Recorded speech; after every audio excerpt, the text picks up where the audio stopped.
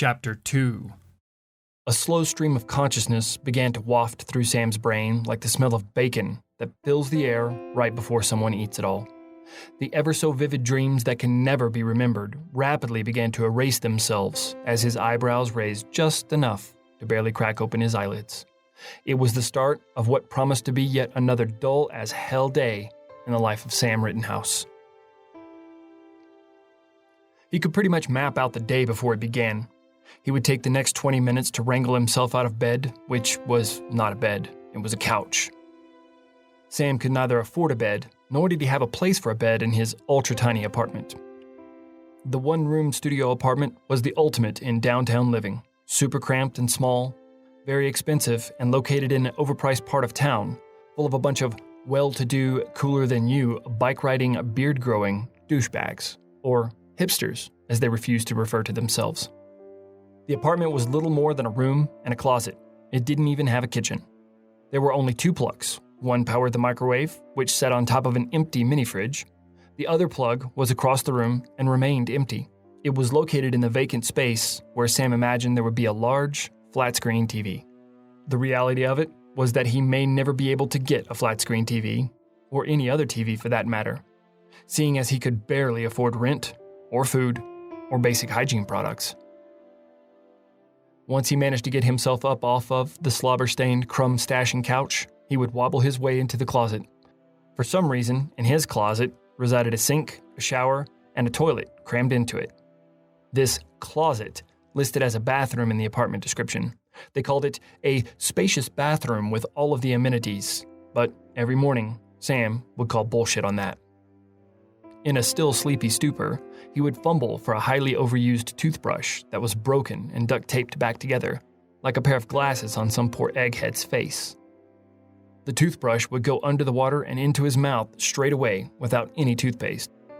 Sam hated toothpaste and believed it was a conspiracy derived by the government to get people to spend more money on things they didn't seem to need, to drive them into poverty, thus making it easier to exert control over the populace. Or at least that's what he told himself to feel better about being too poor to afford simple things that most Americans took for granted.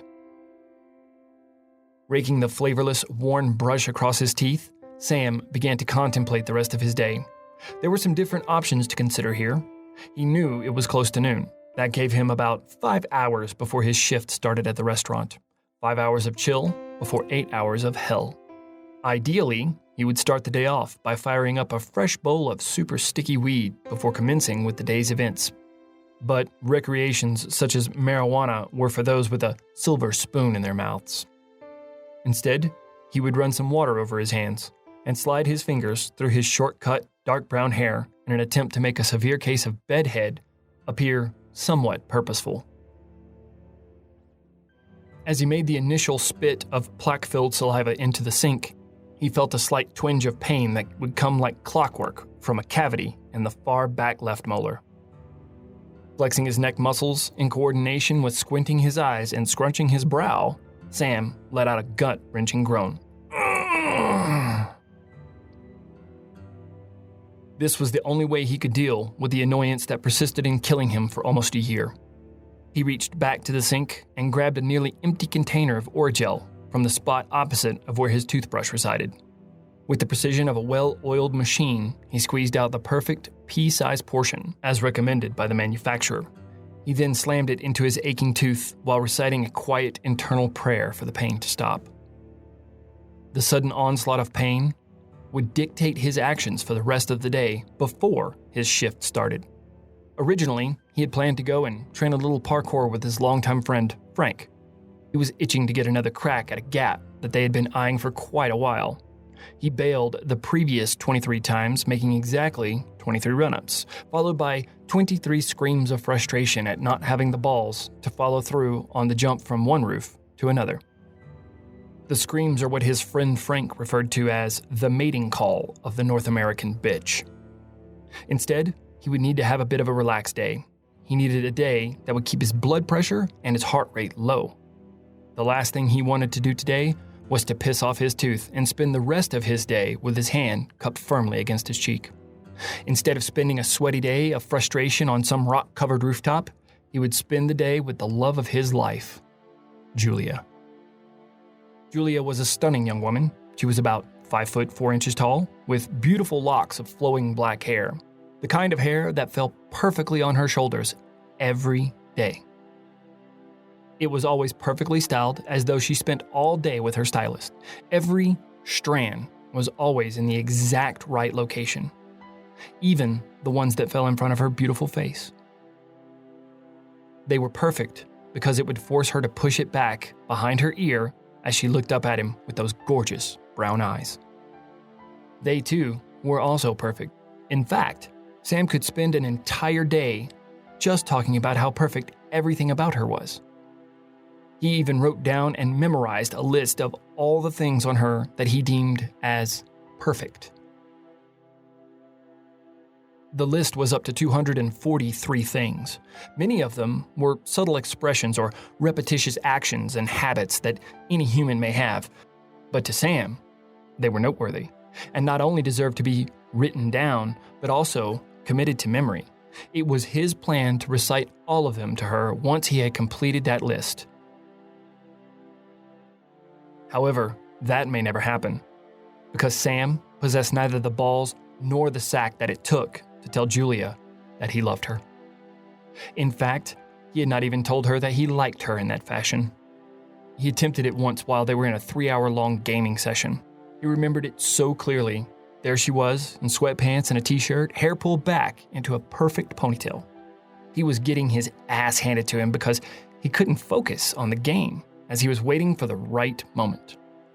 As the words were gearing up in the back of his throat, preparing to make their bold and dramatic exit from his lips, he received the most crushing blow to the confidence that any potential suitor could ever endure. He was friend-zoned. Despite popular belief, being friend-zoned does not automatically put out the flame of passion in a young man's heart. It only forces him to find a clever way to hide it. As time passes, he would need to make a choice, either hold on to that flame or extinguish it and move on. He decided that neither of these could be considered suitable answers. Instead, he had made a decision to pour gasoline on a fire and refused to call the fire department. Sam was headstrong with passion. He had never truly been in love, and he thought that if he was patient and just waited for the right time, he could convince her that he was just the right person for her. She just needed to see the right side of him. Truth be told, Julia always thought he was attractive. She found him funny and witty. He possessed 3 out of the 4 credentials that someone needed to capture her romantic interest. Sam knew this. On the front side of his brain, he could not for the life of him figure out why he was friend-zoned before he could even get the words out of his mouth. It was a riddle that he needed to solve. How to possess those 3 amazing traits that she loved so much and leverage them in his favor for access to her heart. Nevertheless, on the backside of his brain, he knew that a guy needed all 4 traits before she would allow someone to get close to her in that special way. Moreover, that 4th trait eluded him. It was there in him just as it is in every human being. For some, it's buried just below the surface. For others, it can be buried quite deeply. But for Sam, his courage might as well have been buried under the city in a concrete room inside of a stone box. The benzocaine-laced anesthetic was finally starting to do its job. Sam could feel the pain backing off, and the rhythmic pulse that was pounding in his tooth began to subside. He needed a smoke, and if he was going to catch up to Julia before she started her day, he needed to hustle. He grabbed the same pair of clothes that he was wearing the day before and his backpack and bolted out the door. As he quickly bounced down the stairs, he caught a slight whiff of his armpit. He needed to do a smellfie. Though he was sure it was him, he felt an overpowering urge to double sniff, just for verification. Yep, it was him. This odor was not the kind of smell that would disturb others. This was the kind of smell that he would spend the rest of the day wondering if Julia could smell. Might just need to take care of that, he said to himself.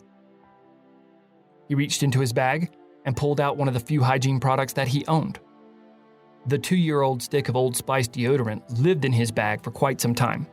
The label was marked, worn, and tattered, but the gel inside still did its job. With little thought, he stuck the stick under his shirt and straight into his armpits. After making himself smell like a 15-year-old boy, he quickly lit the cigarette that was hanging out of his mouth, slung his backpack over his shoulder, and began his journey through the city. Julia's apartment was about 12 blocks away. It was a short walk, and for a good cause.